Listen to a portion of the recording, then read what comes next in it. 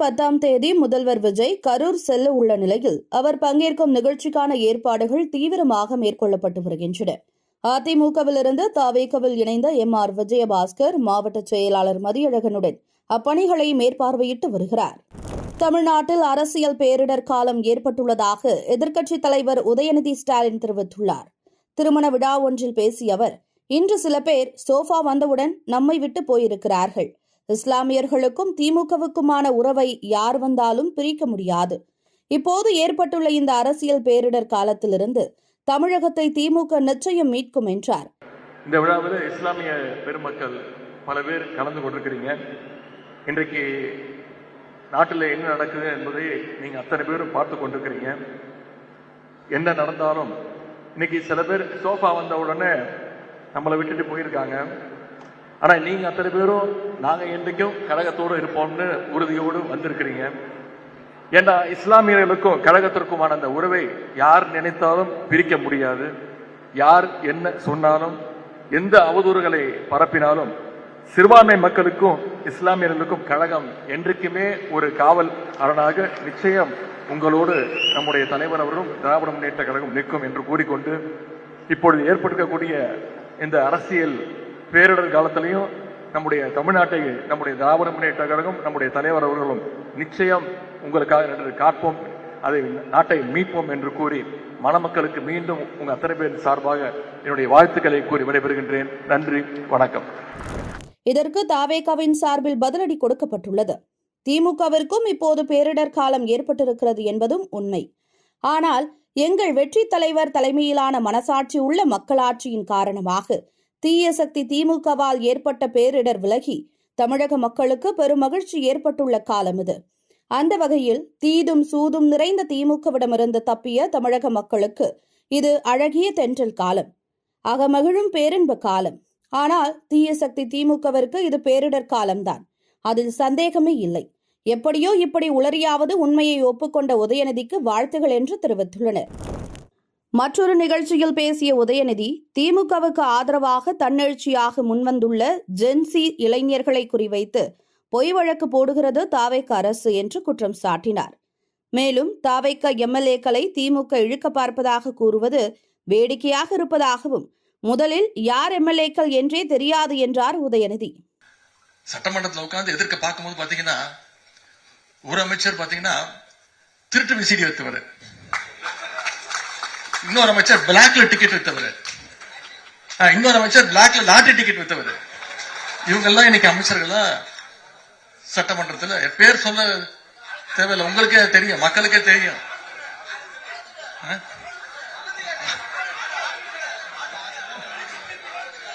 இப்படி லிஸ்ட் போயிட்டே இருக்கு.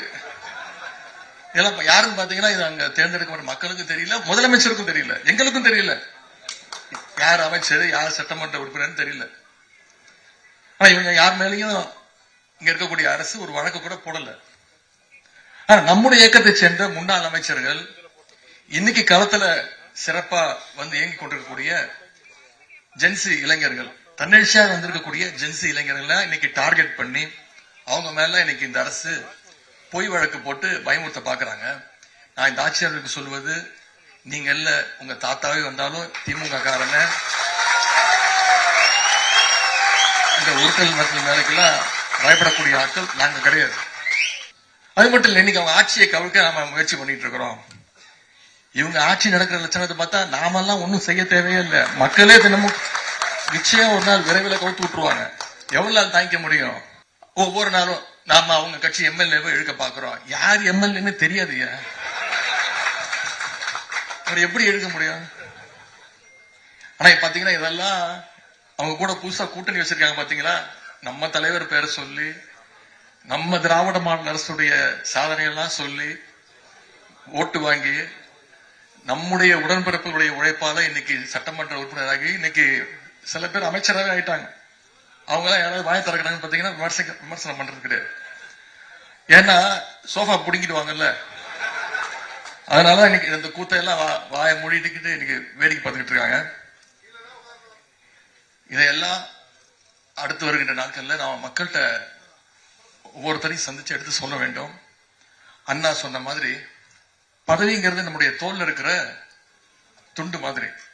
ஆனா கொள்கைங்கிறது தான் நம்ம இடுப்புல கட்டியிருக்கக்கூடிய வேஷ்டி. அதுதான் ரொம்ப முக்கியம்.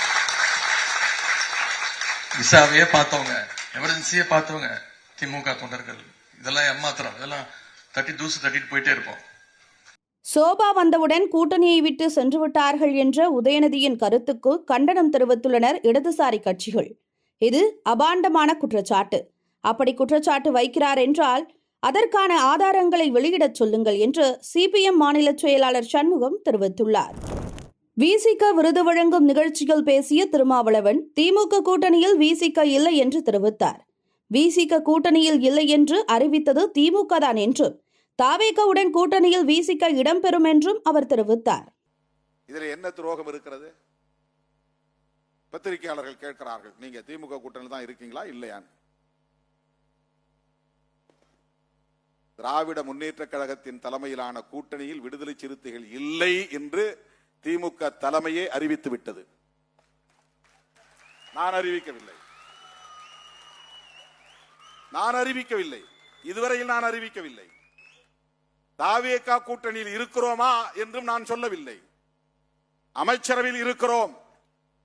கூட்டணி பற்றிய பேச்சுவார்த்தை 1ஆம் தேதி நடந்ததில் பங்கேற்றிருக்கிறோம். இன்னும் அங்கே எந்த முடிவும் எடுக்கப்படவில்லை. அப்படி ஒரு கூட்டணி அமைந்தால் அதில் இடம்பெறுவோம். அதிலே எங்களுக்கு எந்த ஐயமும் இல்லை. இதை ஏன் இப்போது நான் சொல்லுகிறேன் என்றால், திராவிட முன்னேற்ற கழகத்தின் தலைவர்கள் அத்தனை பேரும் ஒன்று கூடி விடுதலை சிறுத்தைகளில் இருந்து ஒருவரை அழைத்து கட்சியிலே இணைத்த போதே திமுக தலைமையே சொல்லுகிறது, விடுதலை சிறுத்தைகளோடு எங்களுக்கு உறவில்லை என்று.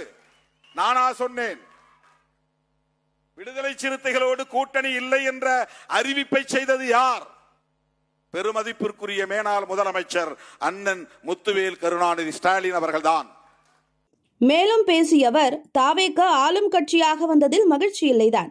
ஏனென்றால் நாம் திமுக கூட்டணியில் போட்டியிட்டோம் என்றார். இருப்பினும் தாவேகாவுக்கு ஆதரவு கொடுத்தது ஏன் என்றும் அவர் விளக்கம் கொடுத்தார். தோழர் வீரபாண்டியன் அவர்கள் சொன்னதை போல இங்கே பெரும்பான்மை இடங்களில் வெற்றி பெற்ற ஒரு தனிப்பெருங்கட்சியாக தாவேகா வந்திருக்கிறது. நமக்கு அதிலே மகிழ்ச்சி இல்லைதான். ஏனென்றால் நாம் திமுக கூட்டணியிலே போட்டியிட்டோம். எப்படி நாம் மகிழ்ச்சி அடைய முடியும்? இன்னும் சொல்ல போனால் தாவேகாவை நாம் விமர்சித்திருக்கிறோம். எப்படி நம்மால் போய் உடனே ஒட்டி கொள்ள முடியும்? பதவிக்காக எப்படி கட்டி புரண்டு உருள முடியும்? பதவிக்காக. RSS பெற்ற பிள்ளைகள் என்று நான் விமர்சித்து விட்டு, இல்லை இல்லை உங்களுக்கு நாங்கள் ஆதரவு தருகிறோம், எனக்கு துணை முதலமைச்சர் பதவி தாருங்கள் என்றா நாங்கள் பேசினோம், கெஞ்சினோம், வாதாடினோம், அதற்காக காத்திருந்தோம். இல்லை, நாங்கள் அப்படி பேசியது எங்களுக்கு இருந்த சந்தேகம். நேருக்கு நேர் அந்நிய அரசை அமைச்சர் நாற்காலியில் அமர வைத்த பிறகு நானும் தோழர் ரவிக்குமார் அவர்களும் சிந்தனை செல்வன் அவர்களும் 3 பேரும் அமர்ந்து முதலமைச்சரோடு பேசிக் கொண்டிருந்த போது நான் சொன்னேன், எனக்கு உங்கள் மீது தேர்தலுக்கு முன்பு இருந்த சந்தேகம் இது. ஆனால் நீங்கள் எடுத்திருக்கிற இந்த முடிவு எங்களை வியப்புக்குள் ஆழ்த்தி இருக்கிறது. நீங்கள் நினைத்திருந்தால் அதிமுக ஆதரவை பெற்று ஆட்சியை உடனே அமைத்திருக்க முடியும், அல்லது அதிமுக கூட்டணியில் உள்ள பிற கட்சிகளின் ஆதரவும் உங்களால் பெற்றிருக்க முடியும். ஆனால் மதசார்பற்ற சக்திகளாக களத்தில் மக்களால் அடையாளம் காணப்பட்டிருக்கிற எங்களை போன்றவர்களை நீங்கள் அழைத்து ஆதரவு கேட்டிருப்பது ஒரு துணிச்சலான முடிவு. ஆகவே நீங்கள் எடுத்திருக்கிற இந்த நிலைப்பாட்டை நாங்கள் அங்கீகரிக்க வேண்டியது எங்களுடைய பொறுப்பு. மதசார்பின்மையில் உங்களுக்கு ஒரு நம்பிக்கை இருப்பது எங்களுக்கு வெளிப்பட்டு இருக்கிறது. அது தேர்தலுக்கு முன்பு இருந்த சந்தேகம். இந்த நிலைப்பாடு அந்த சந்தேகத்தை போக்கி இருக்கிறது. எனவே ஆதரவு நல்குகிறோம், உறுதியாக இருப்போம், என்றைக்கும் தோழமைக்கு உண்மையாக இருப்போம், நட்புக்கு உறுதியாக இருப்போம். 5 ஆண்டுகள் வரையில் உங்கள் ஆட்சி தொடரும், அதற்கு நாங்கள் உற்ற துணை இருப்போம் என்று சொன்னேன்.